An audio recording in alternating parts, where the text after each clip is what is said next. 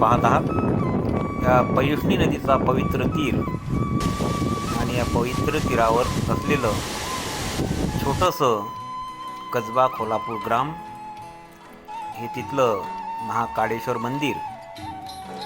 भव्य पुरातन असं हे मंदिर महाकाळेश्वर नावाने प्रख्यात आहे आणि याच ठिकाणी दिनांक 4 ऑगस्टपासून श्री शिवमहापुराण या कथेला प्रारंभ होणार आहे. तरी सर्व भाविकांना नम्र विनंती, सर्वांनी या शिवमहापुराण कथेचा श्रवणाचा अवश्य लाभ घ्यावा आणि सर्वांनी आपली उपस्थिती या ठिकाणी दर्शवावी. सर्व परिसरातील भाविकांना श्री हरिभक्तपरायण दिनेशजी महाराज डोईफोडे यांची आग्रहाती विनंती आहे. सर्वांनी या कथा श्रवणाचा अवश्य लाभ घ्यावा. रामकृष्ण हरी माऊली.